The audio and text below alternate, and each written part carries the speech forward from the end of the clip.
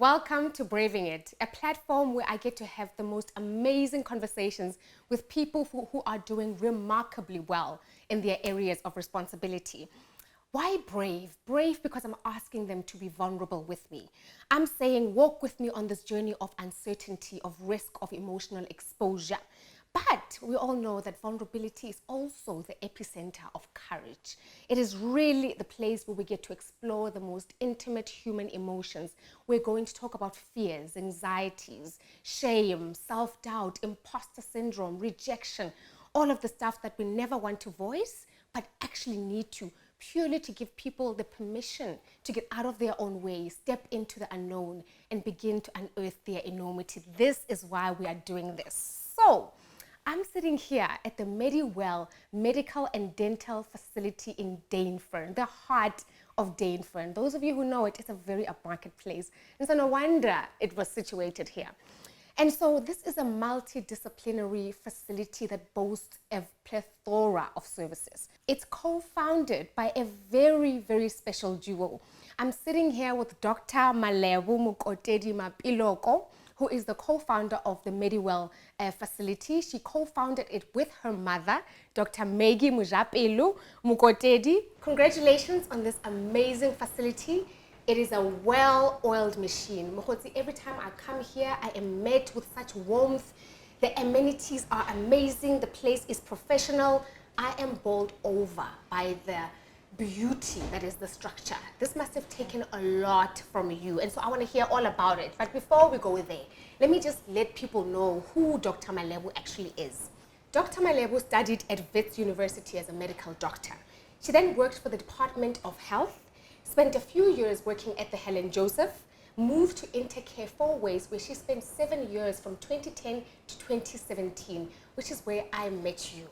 That is exactly where I met you, and I fell in love with your services. I really, really did, because you, to us, we are not just your patients.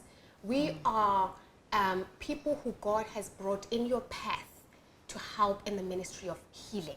And so I draw so much from that. And when you left Intercare and you told me that you're leaving, I was like, hey, where are you going? I am going there too. Because you have a genuine love and appreciation for the people that come into your path.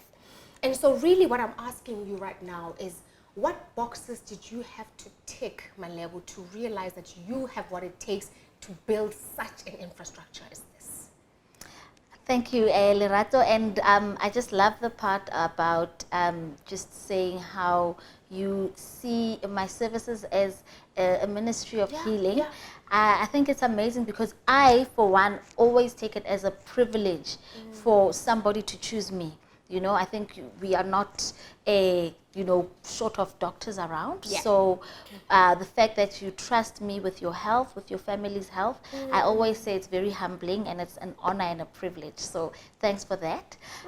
Just in terms of the boxes that I had to tick, I think sometimes you have to get over your fears. Yes. And if you can't get over your fears, Pastor Joyce Meyer once said, then do it afraid. I think one of the big things that one had learned during a private practice is that there is a space for innovation. Yeah. And I think that speaks to why we decided to have Mediwell, because we wanted to create a place where we could leverage on ICT, digital health, telemedicine forums, and you can only do that if you end up running your own establishment. We also wanted to think outside the box in terms of creating an environment that is warm. You know, small. We feel it. We're trying our best, work in progress, but small things like if you look within the practice, there's a baby feeding, breastfeeding a room for moms. And I always felt that, you know, when you design a building as a mother or even as a woman, a small little attention to detail, counseling and comfort rooms for, you know, somebody who's going through a lot or has just lost someone or had a diagnosis, and just also thinking about creating a forum where we are actually a multidisciplinary team. So we're not working in silos. So one of the big things was ticking the box of finances. We all know that, you know, to establish a structure of this magnitude, the OPEX and CAPEX and working capital, I could go on, and that we had to get over the fact that we don't actually have the finances to do this, and now be able to humble ourselves to approach institutions and sell the idea. So I think that was the biggest box, and you know, we're thankful to God that it was ticked, and we could open up in 2017, like you said, with a fully fledged working building, which we designed from start to finish, and and be able to also hire employees and you know, create a happy Mediwell family. Sure. It must have taken, and how long did it take for you to eventually get the funding? And so talk to me about the effort there, because the people receive a lot of no's in their pursuits. How many no's did you receive? And at which point did you receive the yes? So talk to me about that time frame, because people give up. No, you know what, and I actually, you know, this was actually a test of character, and also a very humbling process, because so Mediwell are the main founders. It's myself and my mom, Dr. Maggie, but it's actually founded by 4 women, also families. So my younger sister, who's also a doctor. Oh no, she's a strategist. So she's in corporate finance. So she was looking at that aspect of the business. And then my cousin, younger cousin, she is an accountant. She's in SME funding in that arena. So we had the idea. Initially, we wanted to have a digital platform. And so after we won an award, Discovery Innovations Health Award, they sent us to Israel, where we actually spoke about creating a brick and mortar, not just digital. Because with medicine, there's that person-to-person interaction that you need. So we thought, wow, we can actually have a medical center, not just a digital forum. So we sat down, the 4 of us, and drew up this amazing business plan. And you know, if anyone has done a business plan and written down your vision and mission, you are so confident that anyone will see it and just want to just pour money into it and run with it. So I remember when my cousin Kitumesi came with the news that we got our first no, and that just almost broke me, because, and I think it's only in the crushing that you rise up and realize that you need to put in the effort, sell yourself, sell your dream. So the process, I think it took 2 years, Lerato. We sent to government, to private, to banks, and eventually when we got our main funder, which is actually, the funder is a private equity firm that's run by a woman, an African woman, and she, you know, afterwards when we were speaking, she actually said to me that I looked at your numbers and they didn't actually add up, but myself and my investment committee decided to invest in you as a person, as a collective. And I think it said so much to the fact that you may not have, you know, the best business plan or the best, but if you can show whoever you're pitching to that you believe in the beauty of your dreams, that enough is to possibly make someone think, you know what, the numbers maybe we can tweak them, but this person is passionate enough to take the baton and walk with this dream. And they're going to run with it. Absolutely. They're going to run with it. Absolutely. That's the most important thing. You know, it's interesting that you say that, because I've actually got 2 businesses. One of which is with my mother, but I'm going to come to that because I have a question as well. But the other one is mine, and I've got a business partner as well. And the one thing we've always said is that people do business with us. Because the brand does not have, yes, you may try and build a personality about around the brand, but people do business with you. Which is why I said that when you left Intercare, I said, where you are going, I will follow. I am going there because I want to continue to receive the warmth that you have to offer. I want to continue to experience the person that you are, the attention to detail. But naturally, there's pros and cons with working with mom. What are those pros and cons for you? Because in our African culture, you will be a child. Okay, so I think I'll start with the cons because I'd like to save the best for last. I think that, it's very difficult to create boundaries as to this is work and this is home. And what happens is, because we are, it's an owner-run business, you know, so we are the owners of the business, but we also in the business. We are seeing our patients, and we'll never stop doing that because we have our finger on the pulse of the business, all right?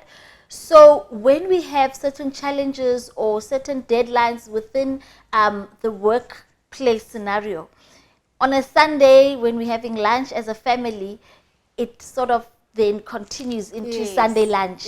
And I think that's difficult because you also want to have your mom, your colleague, your CEO, but you also want your mama, who's like, okay, what's happening at home, or, my leg is sore. So I think the lines become very blurred in a family business, because we are always thinking, okay, what's the next project? What campaign can we do? How our relationship with our funders and stakeholder engagement. And sometimes, my dad, even my daughter is like, guys, can you stop talking about Mediwell now? So I think that's the difficult thing. But I also think that one thing over the last 3 years that I had to discover is the beauty of different personality types. So you know my mom very well as well. I do. Actually, you were her patient first. Yes, at Intercare. So you both worked there for the longest of time. And then you happened. Yes, then I came in, and then she was like, you can have her. Yeah, so I think what's interesting is we're quite different. She is a go-getter of note. She is absolutely dynamic. She comes into the room. She has all these different dreams. She needs, sometimes I'm like, okay, let's just mold it. And, initially that was a bit frustrating because I'm more of a compliance looking, very risk averse, I'll be honest. And there was almost a clash of values, in a sense, if I can put it that way. But one of the big things in terms of that aspect was, in Bible school I learned about personality types. And we had the Ds, the dominant characters, which is not a bad character, because those are also your dreamers who shed light on the vision. And then you have a stable, compliant character who is like, okay, how do we make this happen? And so I guess the pros of working with your mother is that it allows you to navigate around creating that partnership where you leverage off each other's personality types. So I think, but I think the biggest pro, and you will know, Lerato, is when you have a business which is family run, it becomes almost like a legacy business. I think it's more than just wanting to, cross the T's, dot the I's, and, have profit driven, but it's, can you create something which will transcend past my mom or myself, but go into future generations? Even if your children might not necessarily inherit the business, but they will always have sort of a part in making this thing grow and flourish. So I think that is the biggest pro, and I get to see my mom, every day, which is, I think, a privilege that a lot of people may not have. So it's yeah, I think that's the biggest pro. You know, your mom has a lot of energy, my Yes. friend. She is, number one, she walks extremely fast. Yes. And when she gets out of her room and she walks towards patients, and I'm sitting there, you know what I've picked up that she does? She will walk out of her room, walk straight to reception, and she's like, so who's the patient that I'm seeing next? Because she's wearing two hats. Yeah. She's the businesswoman and she's also a medical doctor at the same time. And you do the same. You are a businesswoman, you're a medical doctor. And you and I were talking off camera and we spoke about how we both slept very late yesterday. And you said you usually sleep after 1 a.m. So throughout the day, you're seeing patients. Later in the evening, you're working on the business. What does that do to your anxiety levels? Because you are not stopping it. What does it do? Yeah, so I think that, and it speaks to working in the business and working on the business, right? I found that actually works for me, because before I would try and mix working in the business, seeing my patients, you know, and then try and answer an email here and there, and that actually caused a lot of anxiety, because I think I'm the type of person who wants to focus. So when you are with me as a patient, you know that you've got 100% of my attention, and I'm not thinking of a stock that needs to be bought for the weekend. So the sort of a, you know, structure that I started having, because that caused a lot of anxiety, because I just felt split and not in control, was during the day I focus on my patients, then in the evening I have time with my family, you know, quality time, kid homework, you know, the hubby, and then once everyone is sleeping, then I work on my business, on the business. And I found that actually helped to alleviate my anxiety, because I could compartmentalize each part of my life into three different, you know, my patients, my family, and then the actual business. So it's I don't know how sustainable it is, but for this season, I think it works for me. And I always tell, you know, young people who are, you know, thinking of, who are saying, you know, I want to go into business, I tell them that, listen, you have an 8 to 4 job, Wachaisa, you finished, you go home. You must know that if you are going to have your own business, you have to put in the sacrifice, you know. The bigger the goal, the deeper you need to dig, you know. So if you are prepared to work 7 days a week, to have sleepless nights, to meet deadlines, to have, you know, your stakeholder engagement, to speak to a myriad of people, and sacrifice a lot of time, even with friends, family functions, because you have this meeting, you have, then do it. But if you're not actually prepared to sacrifice, compromise, or, you know, you want to sleep early, then it's the 5 a.m. club, right? 5 a.m. club. That's there is, you have to get out of your way. You have to be prepared to get out of your way. So I think that's the season I'm in, and it's really helped me. Because what you're saying is to own and run an establishment of this magnitude. That is the life you have to be prepared to live. Absolutely, Lerato. That is, you not, you know, when, and I know even from our conversations together, when, you know, we were talking about starting, because we sort of had the business idea at the same time, and we both always shared, or, you know what, you had to drive to Limpopo at this time, you had to, and sometimes you were not paid for certain services, and that's just because you're trying to get your name out, you're trying to, so I think that when people maybe see us on the other side, looking like we have seemingly established businesses, sometimes we are not honest in talking about the sacrifice, the graveyard shifts, the graveyard shifts, the impact on family and, you know, relationships. So and I'm so happy to be able to have a forum to talk about the other side of business. That's it. And ambition, the other side of ambition. COVID has had a devastating impact on the economy, on businesses, on people's lives. Between April and August, which is when we experienced the height of this pandemic, the tragedy of this pandemic in this country. what was a day like in the life of Dr. Malebo? What did you see that you can't unsee, or that you're struggling to unsee? And thanks for Lerato. I think that question speaks to a lot of health workers and their experience during this time. I think initially, when the president announced that we are on level 5, we went through a very quiet phase. And that was almost as a business, because people were very scared to come to the doctor. And financially, it was very stressful. So that, I would say, was traumatic in and of itself, because it's not just my income that's affected, but my ability to pay my staff, which is very painful, because remember, we have deliberately employed women who, many of them are breadwinners. So to have those difficult conversations. So that's the first part. And then the second part was when we went to level 3, right? Suddenly South Africans are coming out, and this virus just skyrocketed. So there were times, Lerato, where we were so busy that we had consultation chairs, waiting rooms outside of the practice. You know, there were times where every patient I tested had COVID. Oh my God. I'm telling you, and I think that for me, the fear of the disease is actually even worse than the disease itself, because you think to yourself, you're seeing all these patients, you can bring this thing home to your family.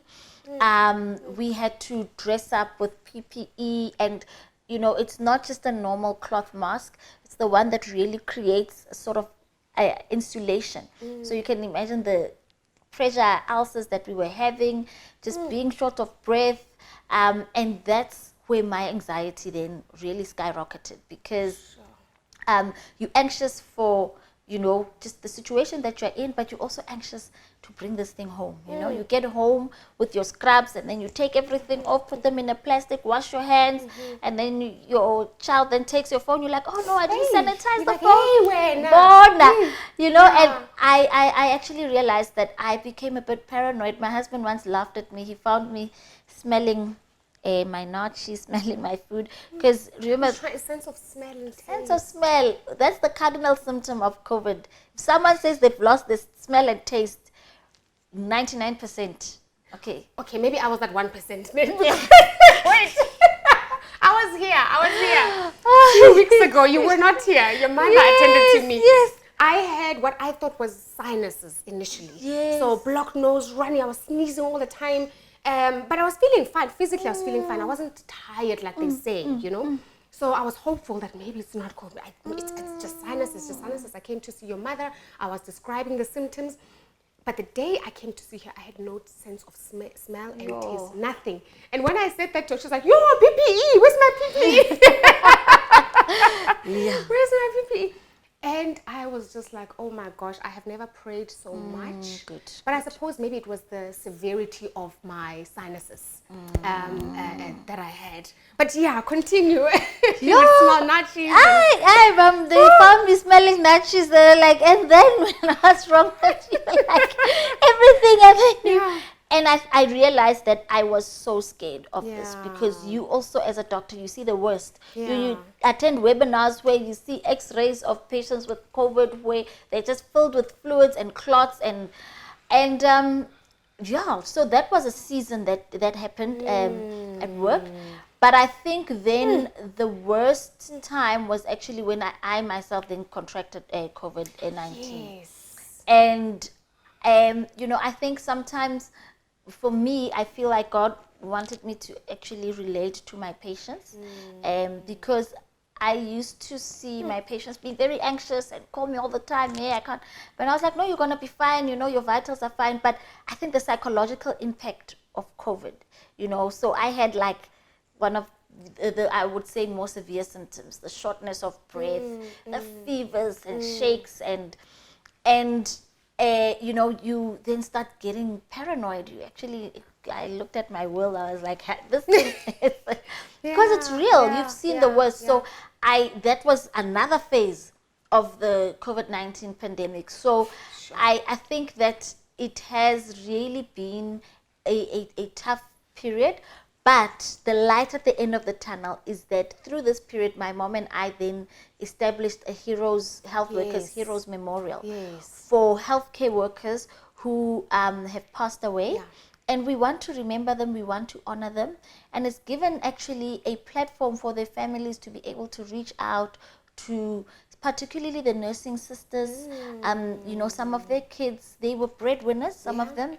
Some of the kids are now left without income coming into the family. In fact, I listened to your radio interview on 702, and there was a young woman who you were in studio with who talked about her mom, who was a nurse, who you know, succumbed to COVID, and she lost her grandmother to COVID as well. She said something. She said she is now in your care, or something of that nature. What does that mean? Okay, so this is, I mean, it's not something we conventionally do, but on the Heroes Memorial, we had families reaching out to us saying we haven't gotten counseling, you know, my mother was my everything now, we can't, you know, the estate is, you know, she died interstate, so we can't get money out.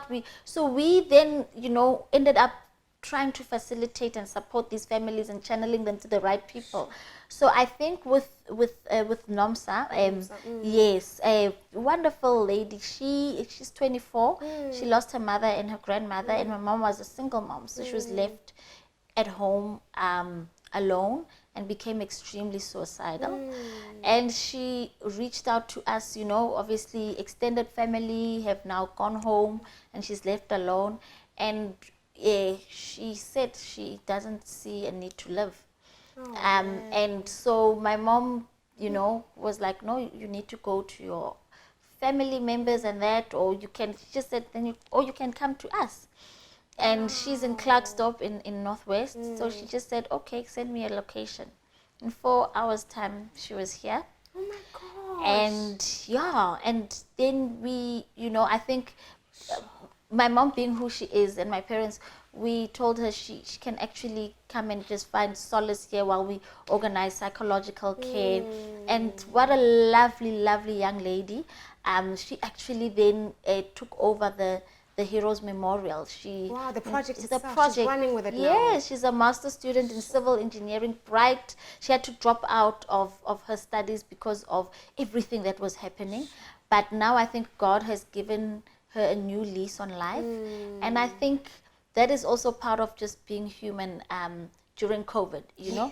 And I think there are plenty other stories, many other stories of camaraderie and, you know, It's funny you say that because I had an interview yesterday with someone else, and I was relaying the fact that I've always believed myself to be a ministry of inspiration. And so I go around, you know, gracing stages as a motivational speaker, etc. And I speak life into my friends and to my family. I just do it naturally. But during COVID, God redirected my steps, and I found myself being a ministry of love, where I had to dig into my pockets, where I had to touch base with friends to say, please reach into your pockets. People are suffering, people are hungry, let's help and see. That was for me not the time to be empowering people. Yes, you can do it, you know, don't give up. It was more a time to feed people.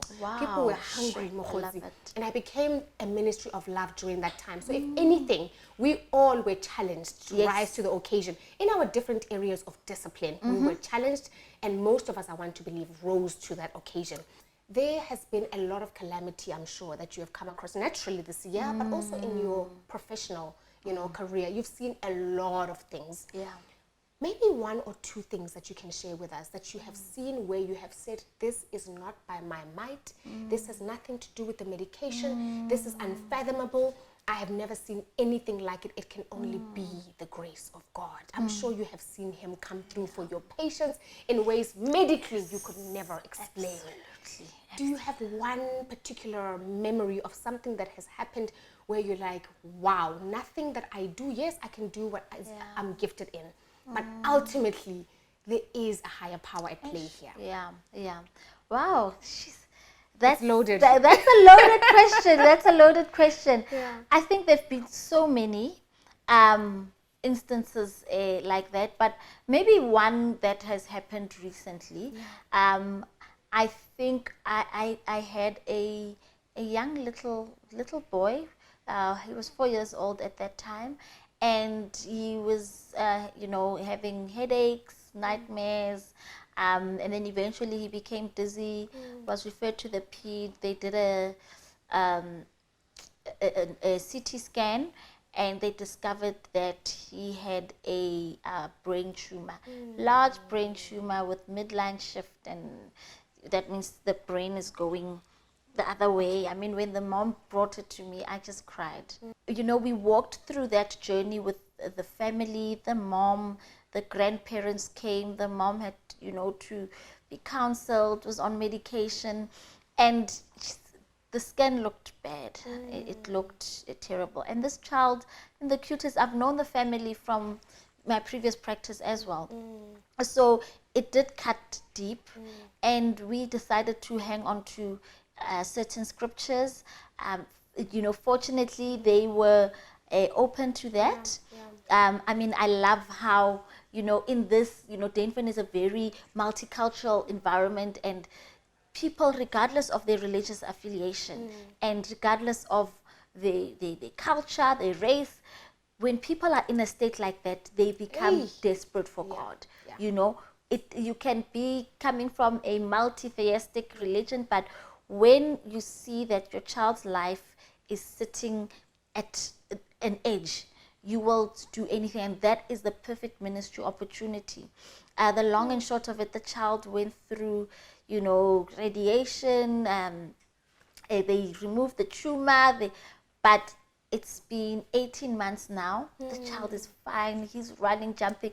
I honestly thought he'd have some sort of neurological deficit, but you know, the mom came, took pictures with him, came to him. He's you know, he's a healthy, happy, naughty child now. And I think, naughty child, I love, you know what, I said I could never do peds because I can't handle kids being sick. I like them naughty, running around, messing up my room. And I was like, God, this is you. And if anything, they said that the scriptures that you gave us, even the grandparents, actually, you know, they took them through the process. So I think, but they've been so, I've had women trying to fall pregnant, you know, in their 40s. And we're like, you know what, you're going to do everything, IVFing, but this one, we are going to also bring it to God in prayer. You know, some of them have 2 kids now. So I think, it's been such an amazing, I could talk forever, Lerato, but it's been an amazing journey spiritually as well within the practice. Sure. Access to quality, this is my last question. Access to quality healthcare is still such a major deficit in our country. Does that keep you up at night? And do you have thoughts, plans around that? You don't have to share, but does it keep you up at night? And is it something that that you are strategically working towards? Absolutely. Assisting in the alleviation of it. Absolutely. And I love that question because when we made Mediwell digital healthcare, we wanted to leverage on digital resources to try and make access to health easier. I'll give you an example. We are trying to bring in retinal screening for diabetic patients. We all know that diabetic patients, if they're not managed properly, can actually go blind. And this is usually because they're not screened properly. So we are trying to look, you know, all over the world. We are just, you know, hungry for different kind of technological mechanisms to make things easier. So, for example, retinal screening, a nurse in a, you know, Makapanstad with a phone just takes a picture of someone's eye, looks at the retina, and from that they can say that this is a diabetic retinopathy grade 3 and will need urgent intervention. So when you say it keeps you awake, it's kept us awake since I became a doctor, because I was saying we have to think out of the box and look at how to use, you know, whatever we have, ICT, to make life easier. And I think also, just even at Dainfern here, we've created certain packages for, you know, we wanted to start small because obviously it's a business, so we want our paying clients, but also certain packages for caregivers, gardeners, tenants, where consultation is at a fraction of the price. We are, have tried to get government stock for vaccines for, the children of caregivers who then can access these vaccines for free. Birth control also, given at a fraction of the cost, or even if we get it for free, then we can administer it for free. So I think that making healthcare available to every single South African, quality, excellent healthcare, will entail private and public coming together, collaborating, and thinking of creative solutions of how to make this happen. And I think, we have been in talks with various government departments about how to make this happen. Let it not be us, the public sector, and the private sector. Let us look at how to collaborate and create centers of excellence where healthcare can be enjoyed by every single South African, regardless of your LSM criteria. And this is your why. This is why you do. That's my why, my love. That is why you do what you do. All right. Thank you. Dr. Malebo, thank you for your time today. I know we've removed you from your beloved patients. I hope this has been worth your while, because it has certainly been for me as well. It's been worth my while. Thank you for availing yourself. Thank you, thank you, thank you. Thank you so much for tuning in. Keep watching these episodes. The purpose of it is to empower you, is to unearth your enormity, and to help you get out of your own way. Continue watching, share your comments, and see you next time.